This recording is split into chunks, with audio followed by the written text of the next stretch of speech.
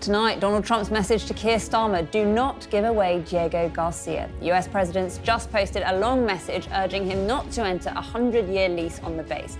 We'll have the very latest live from Washington and Westminster. Also tonight, with fears youth unemployment is shooting up, the government signalling it could change its plans to put up the minimum wage for younger workers. Green Party leader Zach Polansky tells me it'd be outrageous if the youth minimum wage doesn't go up as planned. It's his party that's leading the polls among under-30s right now. Meanwhile, Robert Jenrick, Reform UK's new Treasury spokesperson, has been telling me he's worried about the young, while also suggesting he's in favour of keeping the triple lock for pensioners. He also says he wants to bring back the two-child benefit cap. Plus, Facebook co-founder Mark Zuckerberg's in court in the US to testify in a landmark legal case about whether social media is addictive to children. We'll have the latest from inside the court. And we'll talk about the video from America's health secretary to promote healthy living and milk. John Nicholson and Gillian Keegan will be with us to churn through the next hour. I'm sure they'll get on and things won't be too sour. It's Wednesday. I'm Ali Fortescue, live from Westminster, and this is the Politics Hub.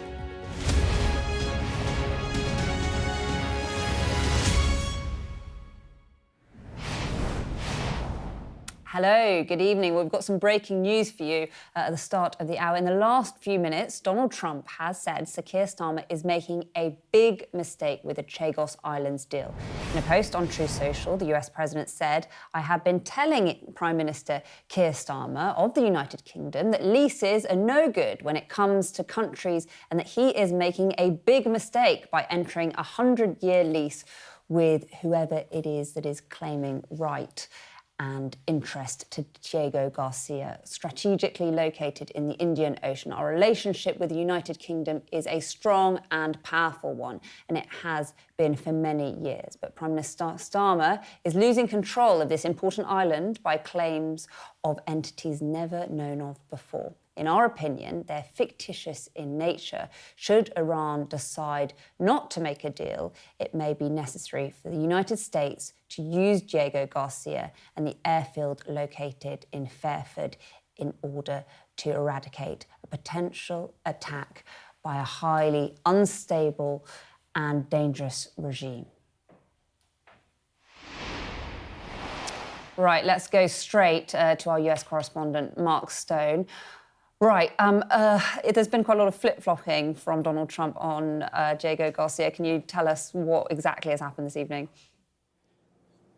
Yeah, there has, and I can tell you that this latest post will have come out of the blue for the British government and will be a difficult read for them. I think they are exasperated by the flip-flopping that has gone on. There's quite a lot of subtext to that post as well, which I think is really important, and we'll go into in a moment. But in terms of the flip-flopping, it was last year that the Brits, when they were trying to push through the deal on the Chagos Islands, of which Diego Garcia is one. That is a deal which would hand over sovereignty back to Mauritius, but a 99-year lease on Diego Garcia, that particular island, because there is a US-UK airbase there. That was the deal. The Brits were worried last year that the Americans, that Trump would have a problem with it. He did initially, but they managed to massage it over, persuade Trump that it was a good deal and it would be absolutely no problem. Trump effectively signed off on it. The State Department, Marco Rubio, said all this is fine, no problem. The Brits, big sigh of relief from the British last summer. Then, out of nowhere, on January the 20th, Donald Trump posted, almost as if he was learning about all this for the first time. He said, shockingly, our brilliant NATO ally, the UK, is planning to give away the island of Diego Garcia for no reason whatsoever. And he called it an act of great stupidity. Cue a whole load of Diplo panic behind the scenes. The British then persuaded the Americans, effectively put the deal under Donald Trump's nose and said, look, this isn't a bad deal. It's absolutely fine. We have a 100-year lease, nothing to worry about. And then on February the 5th, Trump posted again, effectively saying, I'm happy with this. I understand that Prime Minister Starmer, the deal that he's made is the best he could make. So a sigh of relief. And then out of nowhere, today's post, which again says, do not sell or do not hand back Diego Garcia. Now, I mentioned, Ali, the subtext there, which I think is really interesting because he's linking all this to Iran. Remember, at the moment, the Americans are engaged in in diplomacy with the Iranians to try and force a deal on nuclear weapons program that the Americans think the Iranians are trying to have, and also on ballistic missiles and all the rest of it. They're trying to get a deal with the Iranians, and in pressuring them, there is an almighty military armada in the region, in the Middle East at the moment. I mean, it looks likely that there could be military action in Iran. And for that, why is all this relevant? Well, for military action, the Americans need Britain. They need that base in Fairford, in Wiltshire, which Donald Trump even references in that tweet, and they may need to get Diego Garcia as well. So there's an awful lot going on in that one long paragraph that you can see there, where I think the Americans are trying to put, or Trump is trying to put a lot of pressure on the British around military action that may take place in the days ahead. And he's bringing it all together and pressuring the British not to hand back Diego Garcia. For the new British ambassador, Ali, who was only sworn in and only handed over his credentials at the White House yesterday, this is one almighty headache. Mark, stay there. We'll come back to you shortly. Thanks so much for being with us so quickly. Right, as you can see, we've got Mari with us now. We've got John Nicholson and Gillian Keegan. Lots to talk about this breaking news. Let's start with you, Mari, first. I mean, this is a headache for Number 10, isn't it, as they try to navigate the relationship with Donald Trump? Yeah, once again, Donald Trump decides to kind of freelance and do his own thing. And this is often what causes a lot of frustration and difficulty for Number 10. They're used to operating perhaps in a different way. And Donald Trump, as we know, is one of the reasons he is who he is and so popular, is that he throws the rule book out the window and does things the way he wants to. So he is now borderline ordering the UK government to change its position on this Chagos deal, rather than potentially trying to do that perhaps more behind closed doors. Now, that is, number one, slightly perhaps a little bit embarrassing and uncomfortable for the Prime Minister. Perhaps more importantly, potentially putting that big deal in jeopardy. Now, of course, opposition parties, especially the Conservative Party, have been very, very vocal on this Chagos deal for a very, very long time. Priti Patel, the Shadow Foreign Secretary, has been doing a huge amount of work in campaigning on this. They have said that this is a surrender deal that is going to compromise not only the UK's national security, but the national security of the UK's allies, most notably the US as well. She's only been posting about that literally today. So it's been a relentless posting and campaigning from the Conservatives as well as Reform UK as well.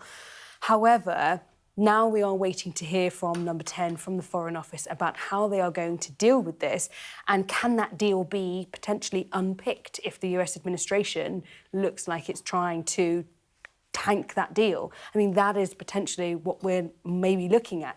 It is fascinating to see Donald Trump going out on social media, calling out the UK Prime Minister in such a vocal and public way on something that he has also flip-flopped. I mean, let me just read you one line from the US government website about this Chagos deal. This was yesterday. They said the United States supports the decision of the UK to proceed with its agreement with Mauritius concerning the Chagos archipelago. That was yesterday. Now Donald Trump is tweeting a completely different narrative. And as you were saying rightly, Ali, there's been a flip-flopping from the US administration. And at the point that, Number 10 is going to start getting a bit of whiplash as to where Donald Trump and his team are on this deal. And that is going to be incredibly frustrating for them this evening. Maury, yeah, you're right. I mean, things moving so quickly. Thank you, Maury. You mentioned opposition politicians. We've got two of them here, Gillian and John. Gillian, do you think the Prime Minister is going to have to unpick some of this deal now? I think he should. It's the fourth position that Donald Trump has had, so he's been back and forth twice on this. But this is the right position that he's now just arrived at, which is we should not be doing this deal.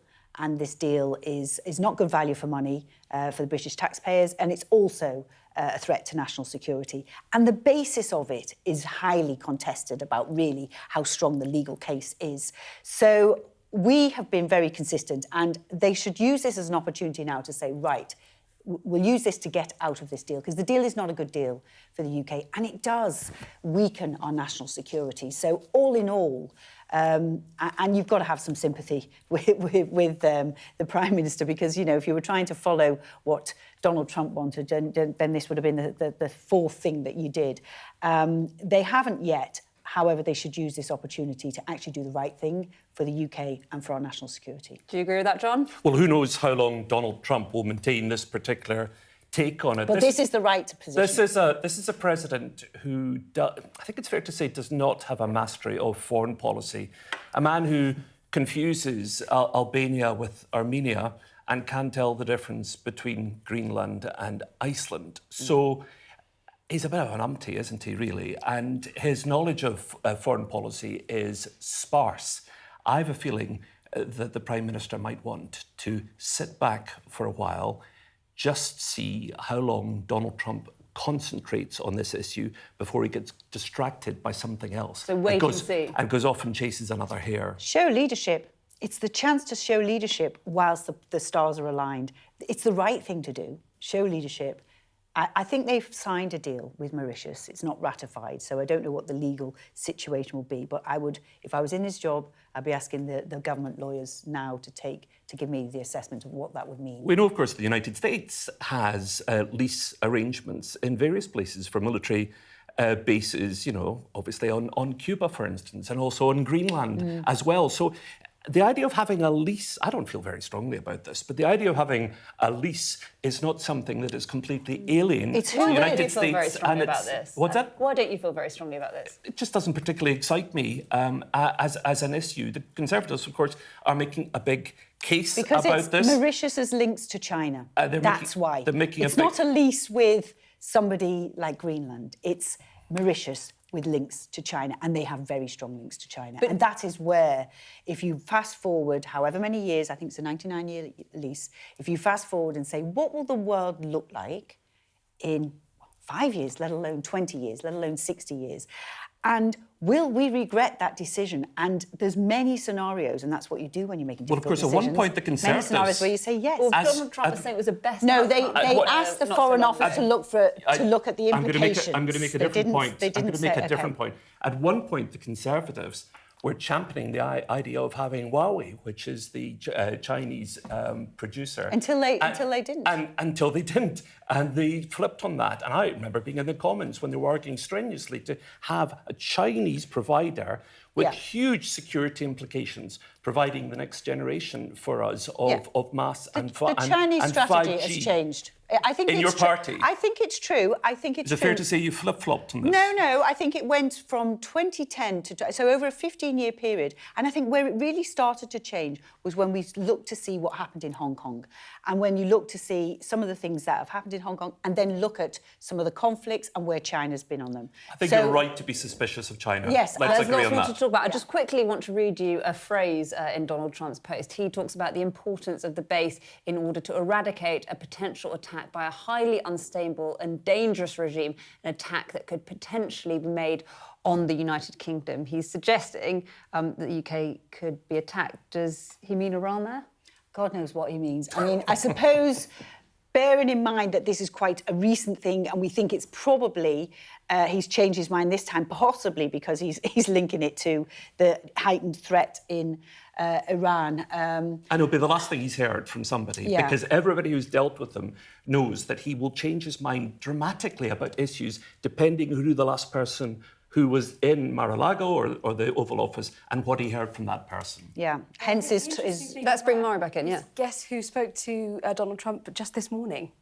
Keir Starmer. We got a readout from a call between Keir Starmer and Donald Trump at about 6 a.m. This morning. So it really wasn't very long since they were on the phone. You can imagine how obsequious Starmer would have been with him on the phone, judging by his previous encounters. I mean, that's the interesting thing, isn't it, about Starmer's approach, Keir Starmer's approach to Donald Trump. Whatever he's doing, it's not working. His influence... What would your approach be to Donald Trump? Well, It's very difficult. He's unpredictable. Because he's so unpredictable. But one thing we do know, and I'm in the fortunate position, I will never have to meet him, God willing, or speak to him. But what appears to be obvious is that if you are obsequious to him, he despises that. He respects strong men, not women. He respects strong men. So if you're tough with him, he's much more likely to respect that than if you're oily and hope to butter him up. That doesn't work. I mean, it's hard to know. Who does he respect consistently? I mean, Orban. One person, right? So maybe Orban for now. Probably he's only met him a couple of times. But when you look even at his old team, his 2016, you know, they were all fantastic until they weren't. You know, he's friends with this one until he's not. He is very unpredictable. I'm not sure that you can spend much of your time trying to psychoanalyse how to be friends with Donald Trump. I don't think that's a good use of anybody's time. However, this is in our interest. We should show leadership, and this is now in our interest to pull out of this deal. And this gives us an aligned position to be able to start the discussions to do that.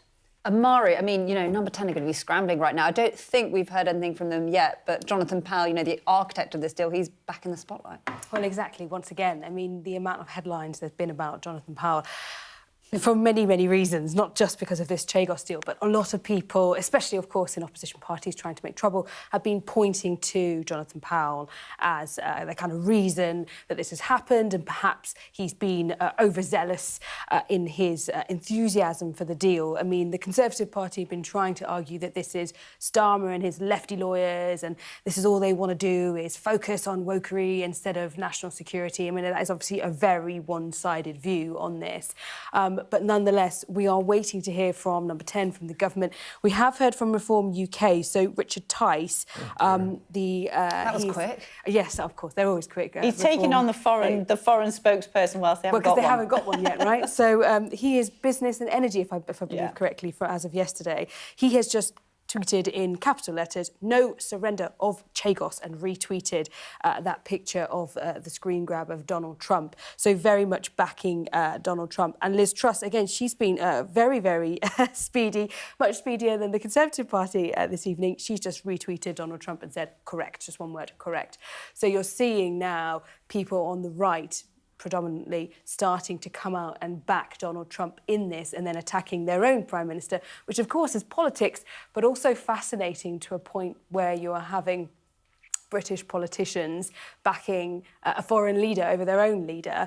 But that is because clearly they feel, for whatever reason, that the deal is completely unworkable and the wrong choice. But that's not new for Farage. Farage No, of course makes not. a point of undermining the United Kingdom, going over to the United States and being deeply disloyal to this country, prioritising what Trump wants and says over the interests of his own constituents, certainly, and his country in general. Yeah, and he does actually, I think, take a lot of his foreign input from Donald Trump. It just so happens on this one occasion, this time, fourth time round, not even third time, Donald Trump's right. But you shouldn't take your lead on your foreign policy from another country. And unfortunately, Farage does that a lot. Thank you all so much, Mari, Gillian, John. We will come back to our panel. Mari, thank you so much. Let's move on, shall we? Now, there was talk today we could be looking at the government's 16th U-turn on the national minimum wage. I should say. This was Rachel Reeves this morning. We value the fact that wages over the last year and a half have risen at a faster rate than prices, and that is something that didn't happen under the previous Conservative government, which is what contributed to the terrible cost of living challenges that people face. So we want to get that balance right. People deserve a fair day's pay for a hard day's work, but we also need to do more to ensure that young people have those opportunities. So not total clarity there from Rachel Reeves on whether there should be a national youth minimum wage. But then just a couple of hours later, this from Keir Starmer. We've made a commitment in relation to youth minimum wage. In addition to that, of course, as I said a moment ago, in April, the minimum wages will go up again. So for young people, that'll make a big difference. And of course, inflation today has come down to 3%, which again makes life a lot more affordable for so many people, including young people.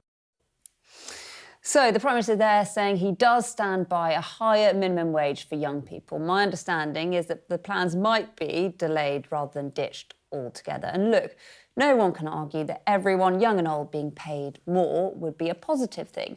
But there is no point in raising the minimum wage if there are no jobs for young people. And right now, nearly 1 in 6 18 to 24-year-olds who want work can't find a job. And with Zach Polanski, who we'll be talking to, targeting the young vote, and the Tories now looking at helping graduates with student loans, there is a battle going on for the next generation. Has the situation got so bad that parties can't ignore young people and just focus, as they sometimes do, on the older generation, the people that are more likely to vote? So with this sudden surge of attention on the plight of the young, I was speaking to Zach Polanski, as I say, whose party is leading in the polls with the under-30s. Take a listen. The Labour Party look like they might want to potentially, we don't know, or there's talk they could delay the minimum wage for young people being raised. What's your reaction to that? I think it'd be an outrageous thing to do. We have huge intergenerational injustice. In fact, the young people I speak to regularly are worried that they're still living with their parents at home, they're stuck. A lot of them feel like they can't even rent their own place, never mind get on the housing ladder. Now, we know that small businesses also need protecting, but we could do that by reducing things like business rates, by lowering energy bills. So we shouldn't be pitting small businesses or people who are employing young people against the young people themselves. We should be looking at young people as an investment and actually making sure they're paid properly with a proper living wage, which is what they were promised by this Labour government. Then actually what we're doing is investing in the future of our economy. So how are you going to pay for that? Well, I think we could look at redistributing money. So at the moment, we are the 6th largest economy in the world. The 50 wealthiest families in this country own more wealth than the bottom 50% of the population. That's 50 families versus 34 million people. Exactly, a suite of wealth taxes looking at how to redistribute And money. how much do you think you'd make from that? Well, so a wealth tax on assets, for instance, you could be looking between 12 to 15 billion pounds. But also we need to bring things like capital gains tax in line with income tax. But, you know, there are plenty of experts that say that actually the number of people that would leave this country, it's very hard to predict how much you'd actually make. And countries like France have not made as much as they thought from a wealth tax. You know, you're going to need to borrow more, aren't you? Well, I'd refute the idea that people would leave the country, but even let's pretend that's true. Investing in young people ultimately has a multiplier effect. Every pound that you put into a young person, whether that's in education, skills or confidence, is ultimately benefiting your economy later on down the line.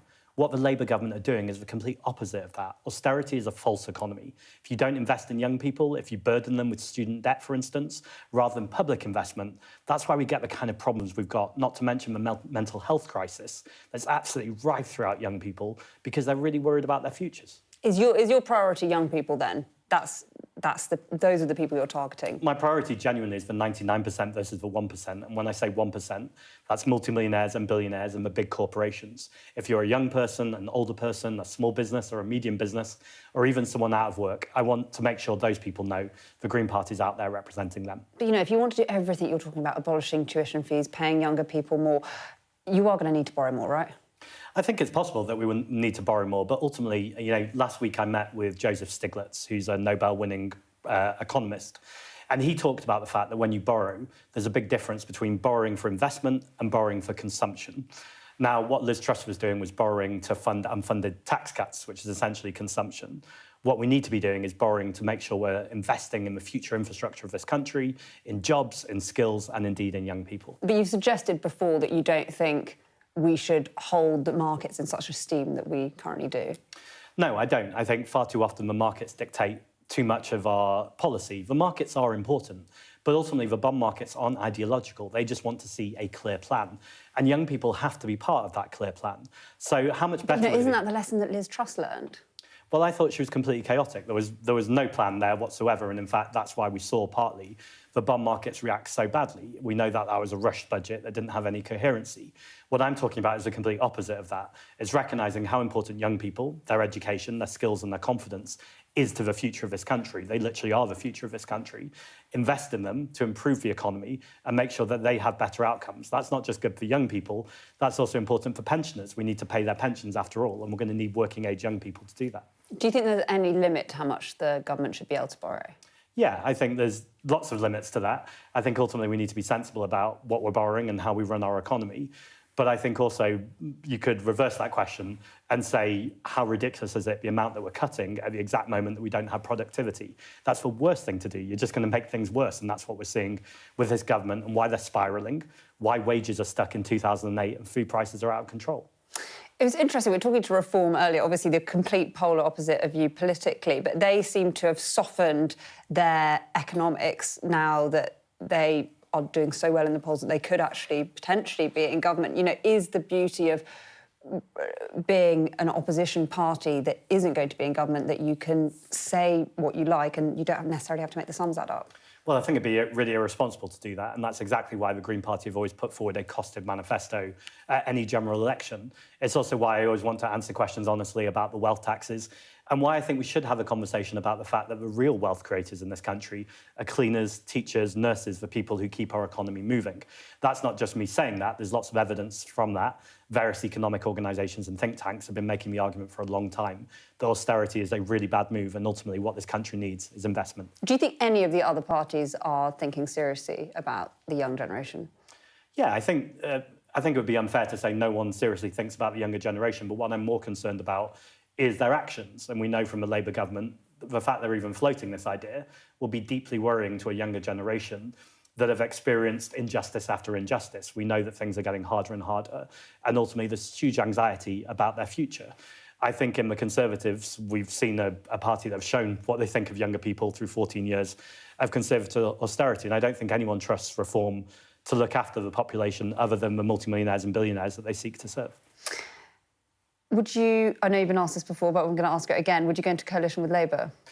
Not under Keir Starmer. This is a man who has eventually... Under another leader? Well, it'd be silly to rule that out. There could be a new leader after May. Yeah, I think ultimately we need to see who that new leader is and what the policy platform they put forward is. Anyone in the current cabinet? I always pride myself on answering a question directly, but also it'd be really silly for me to just endlessly speculate. And also I've been criticised, I think quite rightly, if people misunderstood what I said, for saying I'm going to dictate who the Labour leader is or who the Prime Minister is. In many ways, that's none of my business. That's up to the Labour membership.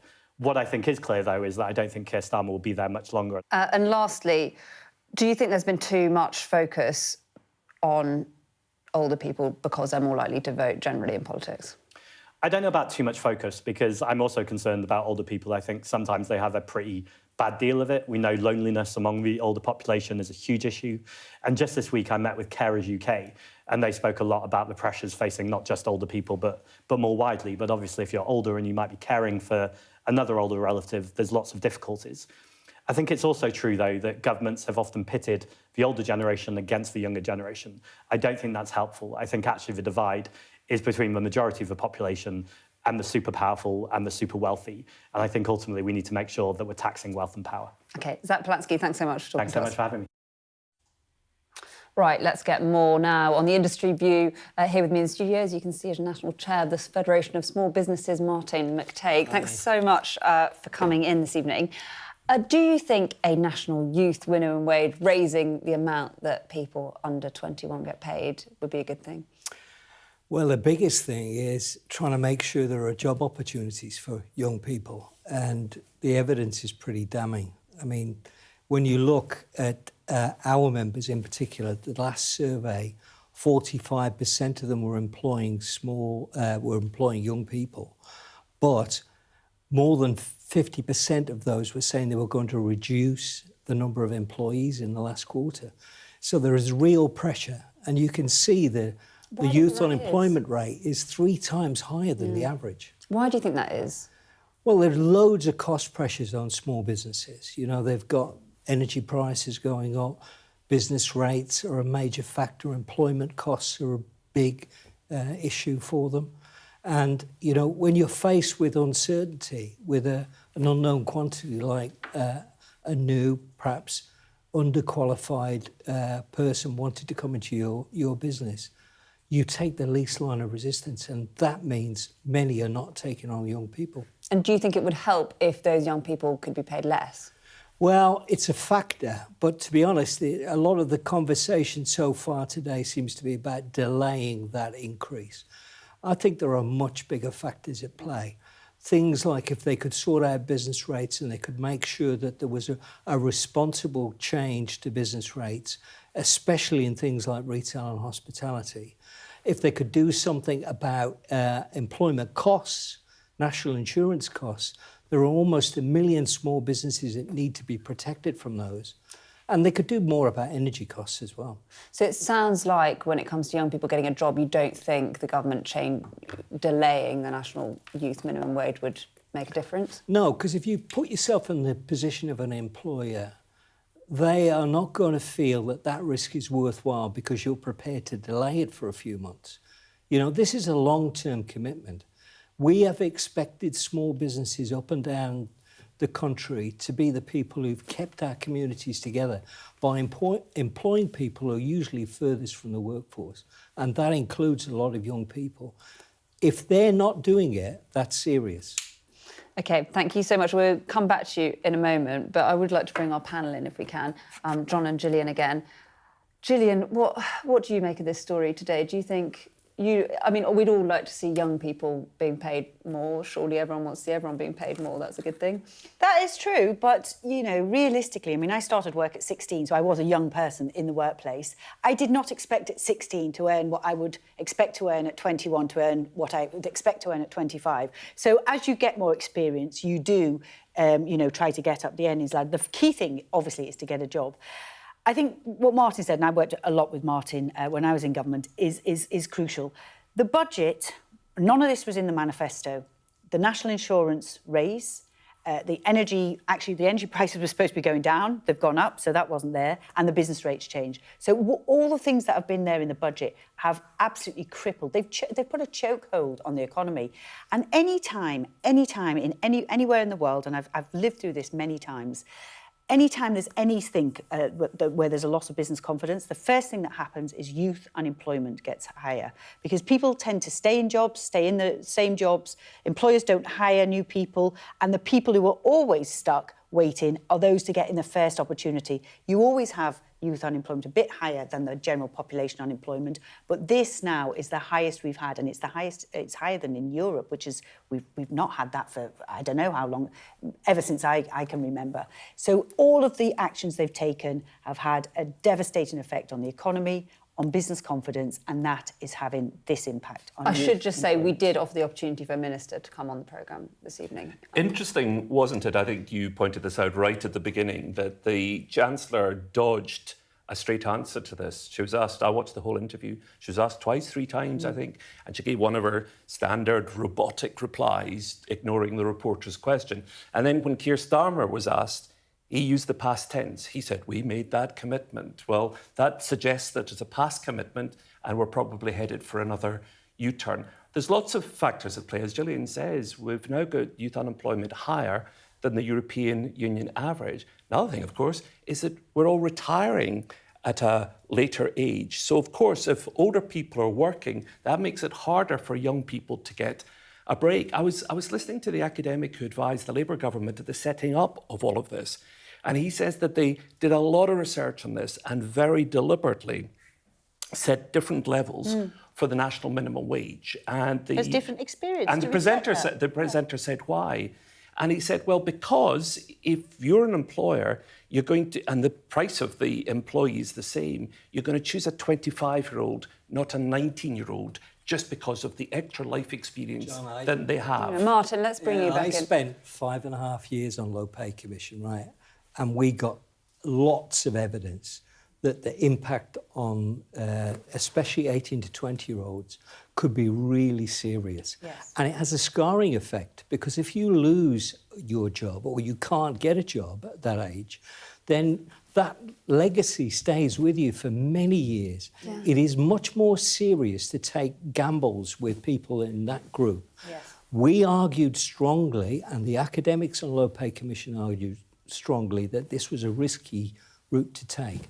But unfortunately, government ministers have decided otherwise. And people get trapped as well, don't they? Is there any advice you'd give to young people now trying to get into the job market? Well, I think the previous advice had been to go for something like retail and hospitality.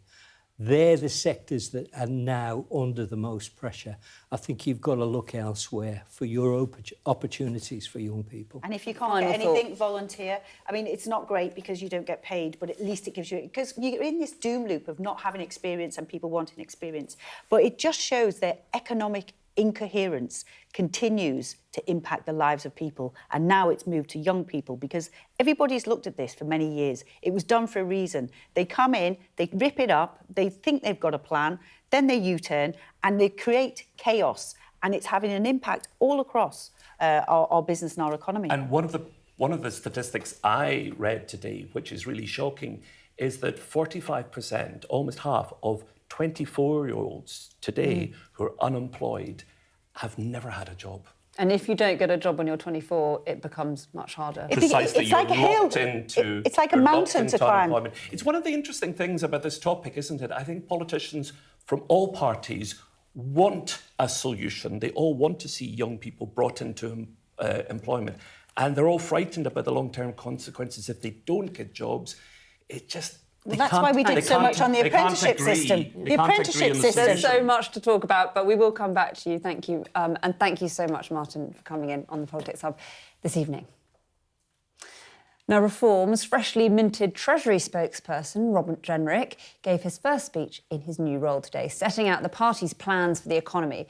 Among the announcements was a U-turn on the party's policy on the two-child benefit cap, with Mr Jenrick saying today a Reform government would restore it in full. Also, he said he would reform the Office for Budget Responsibility and maintain the independence of the Bank of England if he were to enter number 11. Well, as I say, I caught up with Robert Jenrick after his speech to ask about Reform's plans. Here was what he had to say. Robert Jenrick, thanks so much for talking to us. On the programme this evening, we're going to be talking a lot about young people, crisis in student loans, talk that the minimum wage should not necessarily be going up. What is your party offering to young people? Well, we're very concerned about what's happening right now. Young people are in a terrible situation. Above all, youth unemployment is rising to levels we haven't known in years and years. In fact, for a long time, youth unemployment was always lower here than in our competitors elsewhere in Europe. But for the first time, I think this century, that's been reversed. And the situation here is now worse than in France and Germany and other leading countries. And this operates at different levels. You've got young people who can't get graduate jobs because of the taxes that Rachel Reeves has ladled on to the economy, and because AI and new technologies are transforming the world of work. And then we've got young people who can't even get a Saturday job now because of the rising minimum wage and the tax burden and the general pressures that there are in the economy and hospitality. And so we've got to take a different approach. What does Reform want to do? Well, we want to be careful with people's money, bring back some stability to the economy so that businesses can actually create good jobs and help those young people into the workplace. We also want to build homes, get this country building again, which both of the two old parties have frankly failed to do in recent years, to give opportunities to young people they simply haven't known. Just quickly, you talk about stability in the economy, working with the OBR. I mean, you know, Nigel Farage not so long ago was calling this a Blairite-style quango dictating to elected politicians. Are you moderating your position as you get closer to power? Is it you that's pushing Nigel Farage in this direction? I have talked to Nigel, and we're both in agreement that whilst the OBR undoubtedly needs reform, it is an important institution to instill fiscal rectitude, and we welcome that because so that's you that's pushing him in that direction. Well, we both welcome having people who mark the homework of government. We don't want to be like Liz Truss, who made all these terrible mistakes. You were in her government. Well, I was very well. I did resign from Rishi Sunak's government. Not Liz Truss, you can't resign from every government. I was very clear, have been more so than almost anyone, that was careless, and we're not going to be like that. We are going to be very careful with people's money, treat it as if it's our own, and that comes to not making pledges that we haven't fully thought through, not saying we're going to cut taxes until we've found the waste that we can cut out so that we can sustainably keep those tax rises. And when it comes to the institutions like the Bank of England and the OBR, we're going to keep them and reform them, and we're going to welcome people marking our homework, ensuring that together we can create real fiscal stability in this country of economy. We haven't known, frankly, for a very long time, whether it was under Liz Truss or now under Rachel Reeves, where you see chaos at the moment. Businesses just do not have confidence, and that's having such an impact on the jobs market, on small businesses. It's not properly, it's not acceptable. We're not going to allow that to continue. I mean, Reform have, as you say, rode back on their plans for those £90 billion of tax cuts that have previously been talked about, rode back on the plans to lift the two-child benefit cap. What's changed? Why has that position shifted so dramatically? Well, the circumstances have changed, as Nigel said when he said. In what sense? Is the economy well, the economy has totally obviously. Well, the position? economy I is. don't think it is. Well, look, the economy is in a very difficult place right now. It was then, though. Well, it's in an even worse position right now. We've seen. Look at the numbers we've seen on jobs. The anemic economic growth that we're seeing at the moment, 0.1%. Growth at the end of last year. Rachel Reeves was celebrating like that. Well, the growth forecasts weren't good. Like that was a when you wanted triumph. to lift the two-child benefit. But we have been very clear now that we're going to live within our means. We're not going to commit to anything that is not fully costed and carefully thought through, and we're going to cut waste. We've got to get the welfare bill down, because at the moment it's going to bankrupt the country, and it's just not fair. We're spending money on things that are not in the interests of the British public, like hotels for illegal migrants or benefits for people who are not British citizens. This stuff has got to end, and so Reform are going to bring forward a very serious and comprehensive plan to bring the benefits bill down. Of course, we'll always protect the most vulnerable, but get this under control so it doesn't bankrupt the country, and we can spend the public's money wisely on their priorities. If you were Chancellor and if you did bring the two-child benefit cap back, would you feel comfortable putting 500,000 children into poverty? Well, we want to help families to have kids and to bring them up properly, but we don't think we should be doing that just by welfare. We can't afford it as a country. Let's be realistic about where we are. Keir Starmer and Rachel Reeves used to say that until they caved to their backbenchers and now support it because their positions are so weak. We want to help families in other ways, like building more homes so we can make it more affordable to get good quality accommodation, tackling problems with childcare right now, and above all, creating jobs. And the way to create jobs, the way that government can contribute to that, is bringing taxes down, bringing bills down, like energy bills that are making our country uncompetitive at the moment. So will you and commit those are to things we're going to be reversing focusing some on. of Labour's tax rises, like national insurance tax? Will you commit? Well, we said to we're going reversing to. We said we're going to do a few things. We're going to protect farmers by reversing the inheritance tax changes there that Rachel Reeves has imposed. We're going to put in place a better system for pubs and hospitality, so that we can protect jobs there and the sort of beating heart of communities that they represent. What about national insurance? But no, I'm not going to commit to tax rises today. That is the opposite of my message to the economy, to business and to the public today. What we're going to do is take a very deliberative approach. Never make unfunded tax cuts. Always find the savings first so that those tax cuts can be made sustainably. And that is the way that I, if I'm lucky enough to be Chancellor and Nigel as Prime Minister, will instill the stability that this economy desperately needs, which it didn't have, let's be honest with ourselves, under the last Conservative government, with all the chopping and changing, the different Prime Ministers, the mini-budget, and is certainly not had under Rachel Reeves and Keir Starmer. Nigel Farage yesterday talked about considering tax breaks for people who have quite a few children. What do you mean by that? I think he was saying that if the public finances allow, then we should think of ways in which we can support family through the tax system. And so, yes, that will be something we'll give careful thought to in the years ahead. But it's not something that we're committing to right now. There's always a difference here between welfare and tax cuts. They're very different things. What we want to do is take a deliberative approach, though. We are going to be careful with people's money. That is what we're going to do. We're not going to go around making tax promises on the hoof. I have to ask, was this a deal when you joined Reform? Did Nigel Farage always promise you No, would be but we his talked Chancellor? about the things I was interested in and the ways in which I could help Reform, and we talked through some of these challenges. How do we ensure the public have confidence in Reform, that we can be trusted with their money, with their savings, their pensions, their mortgages? And that's why I'm so pleased that today. Has it ruffled a few feathers with Zia Youssef? No, I don't think so. Look, that we're very lucky as a party to have some extremely talented people in it. Zia Youssef and Richard Tice both set up incredibly successful businesses.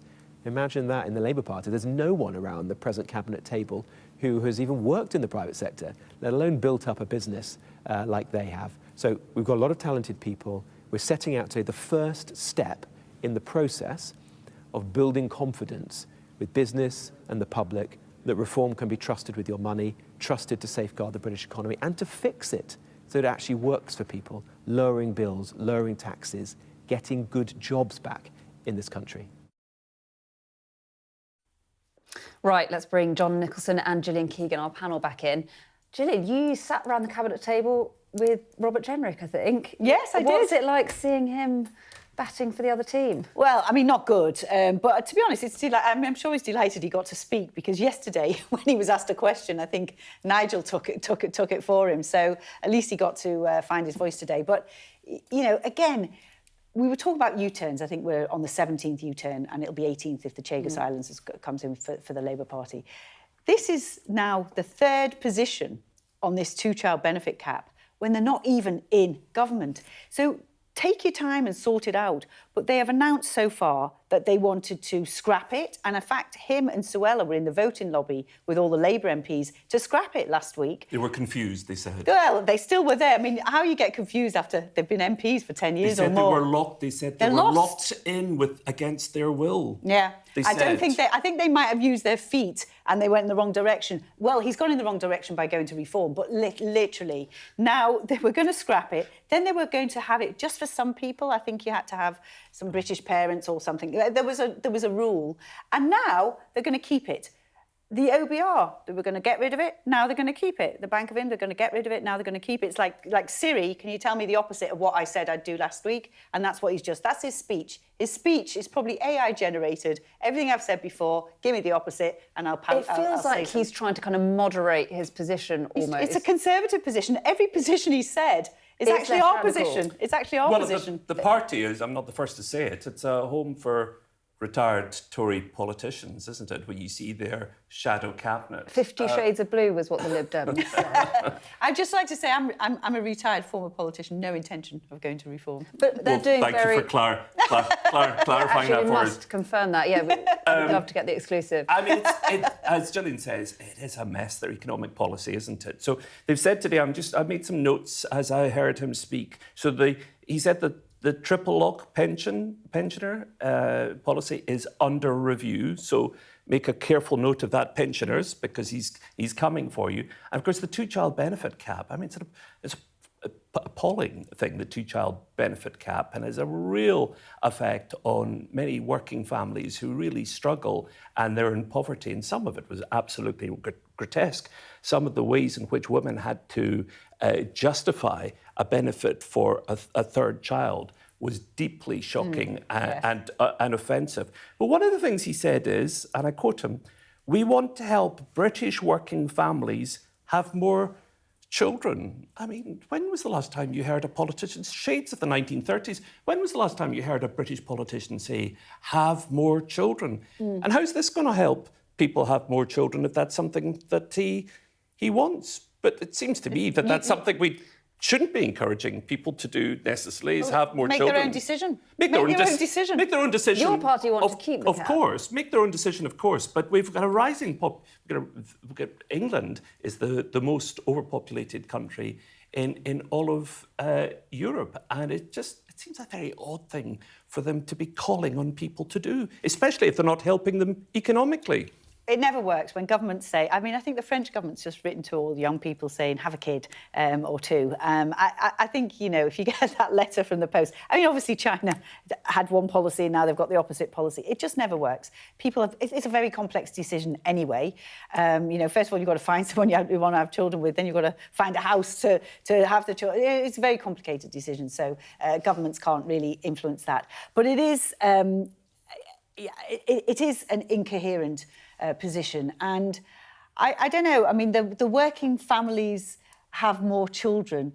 Their middle position, so not this one, but the one they had before, basically said British families would get this benefit, but not non-British families, I mean, which is very divisive. I mean, if you're legally here, then legally you should be able to access the systems. Thank you both. We'll come back to you. That story is sure to feature heavily on our late night programme, The Wrap, tonight from 10 p.m, here to discuss all of today's Big stories in the best of tomorrow's papers will be civil rights lawyer and former Labour Cabinet Minister Lord Boateng and former Conservative Special Advisor Salma Shah.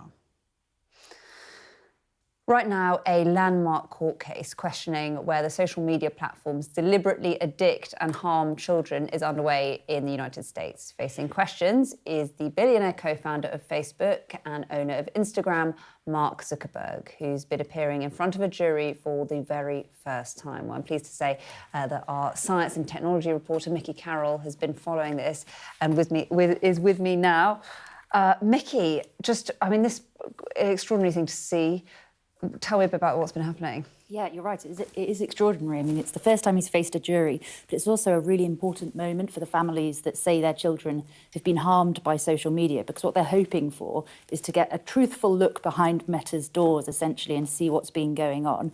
So he's been in there for just over 2 hours now, and the majority of the questioning has focused on young users on the app, firstly. So there's a figure that keeps on being brought up by the lawyer in there questioning Mark Zuckerberg, saying that Meta knows that 4 million children under 13 are using Instagram or were using Instagram in 2025. Now, Mark Zuckerberg hasn't denied that they know that, but he said that they're just not allowed on there.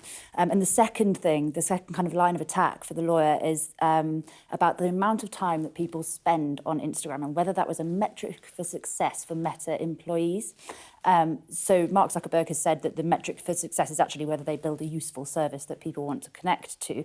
But the reason Mark Lanier, the plaintiff's lawyer, will be chasing that so hard is because the whole trial focuses on whether social media services are addictive and therefore harmful by design. So this particular trial focuses on the experiences of a young Californian woman called Kaylee. She's known as KGM in the legal documents. She says that she joined social media platforms kind of well before she was supposed to, according to their terms of service. And then as a result of using those platforms and their, she says, addictive and harmful design, she then developed anxiety, depression and body image issues. So this is now what Mark Zuckerberg is facing questions on, whether he intentionally designed a platform that gave young people those issues. Now, it is important to say that Meta obviously have a response in this case. So they say that the question for the jury in Los Angeles is whether Instagram was a substantial factor in the plaintiff's mental health struggles. And the evidence will show that she faced many significant, difficult challenges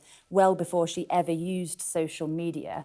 So the question now for Mark Zuckerberg is whether he can kind of back that up. And for the rest of the trial, I mean, it looks like it's going to last for about 2 months. 2 months longer. So whether they can kind of make that case to the jury or whether the jury will come down on the side that actually social media is addictive and harmful, in which case there'll have to be massive changes in the way these platforms run. OK, Mickey, thanks so much for keeping us up to date on that. I want to just get a very quick thought on that from our panel, if we can. Gillian, what are your thoughts? I mean, obviously it's an interesting case, and also what they've done in Australia, and we need to really watch what's going on. I mean, you know, social media was supposed to provide connectivity, and actually the impact of social media is we're more disconnected than ever, particularly young people. So there is a problem. The question is, what are the solutions to the problem, particularly now the internet is ubiquitous, VPNs are £1.50 a month, and AI is coming, etc. And YouTube are part of this. So, you know, you say to young people, you're not going to go on YouTube, you're not going to go on any of your social media. I mean, literally, they watch everything on these platforms, including TV now. So it isn't easy, but there is definitely a problem, and we need to, this is part of the conversation, to find a solution. Very briefly, John. So he's been protected by the 1934 Communications Act, and he says he's not responsible for what gets posted. It's the big debate. Is it a publisher or is it a platform? I would argue these guys are publishers and they should take responsibility for their own Facebook, Instagram and X platforms, because they do have a very malign influence, and it's one that people like Zuckerberg are keen to avoid responsibility for. Yeah, and it's something our government are looking at, potentially banning social media for under 16. As with Australia, though the evidence in Australia is kids can bypass it quite easily. With a VPN. we're going to move on because we've got something slightly different for you now. Donald Trump's health secretary, RFK Jr., has been continuing his mission to be, as he's called it, make America healthy again. In his latest push, he's teamed up with Trump-backing musician Kid Rock for a rather unusual video.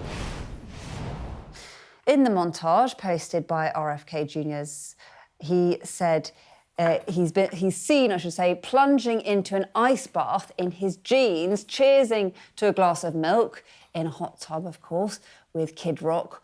All this while the pair do lots of vigorous exercise. Right. Yeah, this is odd, isn't it? Right, let's bring our panel back in, shall we, John and Gillian? Do we know why he was wearing jeans? In a bath.